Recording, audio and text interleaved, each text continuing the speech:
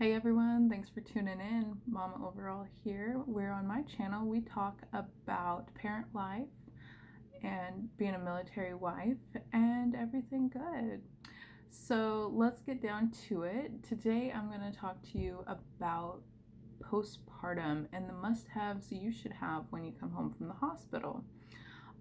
What a lot of people don't talk about is after having a baby, there's a lot that us women still have to go through.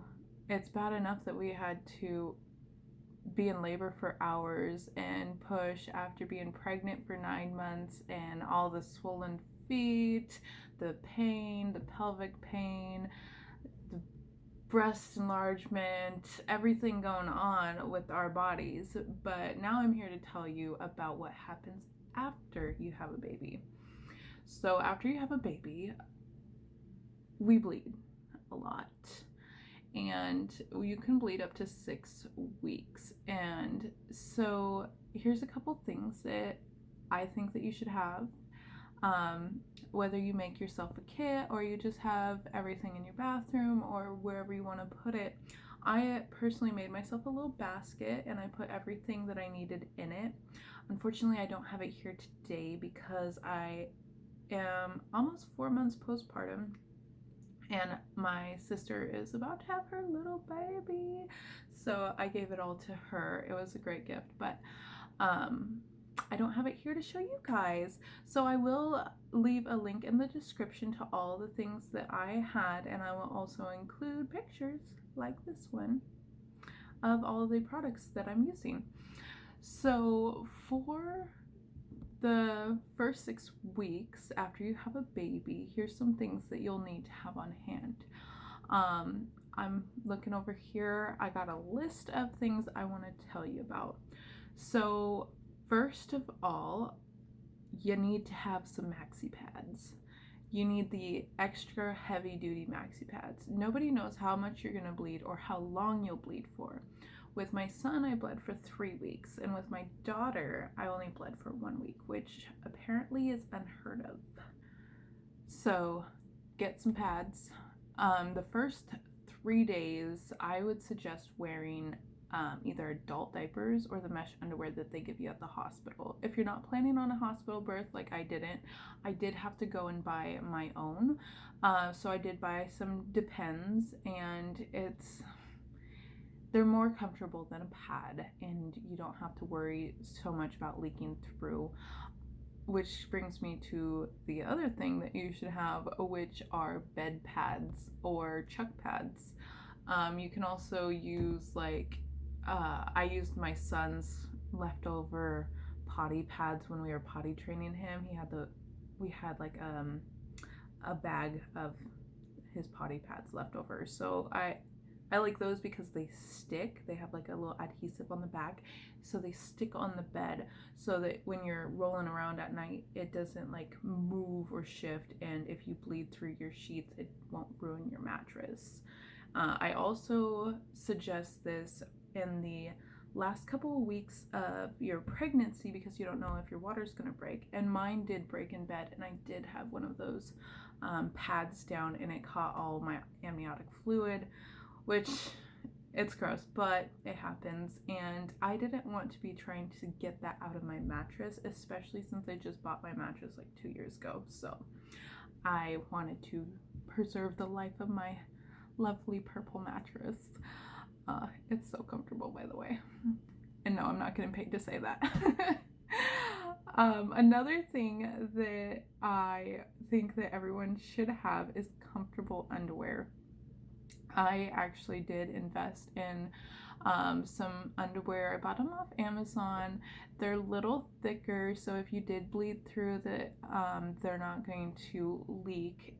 It's just an extra layer of added protection, and it definitely helps. And especially when you're a new mom, I like the high-waisted ones. It kind of keeps everything together. If you have a C-section, I don't know if you want to have a high-waisted underwear, but for like a vaginal birth that like I had, your tummy is just a little flabby after, and it's normal. Everybody gets it. So just, you know, tuck it up. If you want, you can also get one of those tummy belts that tucks everything in and holds stuff together and helps all your organs go back into place. I did not use one of those, but I had no problem with my stomach going back. I'm actually under my pre-pregnancy weight, and my stomach all shrank back where it was supposed to go. Also, it hurts down there. So something that helps is these things called chux, witch hazel pads. Those are a lifesaver. They give like a cooling sensation, and they also help promote healing. I'm not exactly sure what witch hazel does, but I know it's good for you. I also would suggest a peri bottle. Every time you go to the bathroom, you're gonna want to use that, especially if you got stitches. You're not gonna want to wipe. It's kind of like a modified duvet. Is that what they call it? Baudet? I don't know. It's not duvet. It's that thing that sprays your butt. They have them all over Europe. I don't know what the hell they're called. And that brings me to my next item, which is ice packs. And they actually sell specific ice packs that you can tuck in your underwear. And I bought a couple of those. Unfortunately, I didn't get to use them because my healing after having an all-natural birth was very quick, and I didn't need all that extra. But one thing I do suggest, and I regret not having, is like a little snack box by your bed. Have healthy snacks already like bought and ready to go. Have some electrolyte drinks, like some coconut water, body armor. It's not only going to help your milk production if you're breastfeeding, but it's also going to help you stay hydrated, which you need, especially after birth, because you lose a lot of fluid during birth. And it's also going to help you regain your energy a lot quicker. I learned that the hard way. I didn't get enough electrolytes, and by day like 5 or 6, I was shaking to hell. Also have some pre-prepared meals. You're not going to want to cook after giving birth, at least for a week. And you're not going to want to go out the house. You're not going to want to go shopping. A lot of people don't even leave the house for like a month. So do your shopping, get everything you need, and get yourself prepared. So the snacks, when you are breastfeeding, you want to keep things healthy. If you're not breastfeeding, completely disregard it, but your body's also healing. You went through a lot with labor, whether you did a C-section or a vaginal birth. Your body went through a lot. You lost a lot of fluids, blood, minerals. You pushed another human out of you. So give your body a break and try and go for healthy snacks. If it's like the spring or summer, have like some fruit, protein bars, maybe Slim Jims. Well, you know, take what you can, whatever is healthy in your book. Oats, if you have granola bars, oats help milk production. They also help you produce more milk, so don't eat too much oats. But they do have a lot of nutrients that you need. They're high in iron. Not very high, but they do have some iron in them. And it will help your healing if you just keep your diet healthy. Another thing, don't stop taking prenatals. I'm not a doctor or a physician, but I have done a lot of studies on health and how to stay healthy.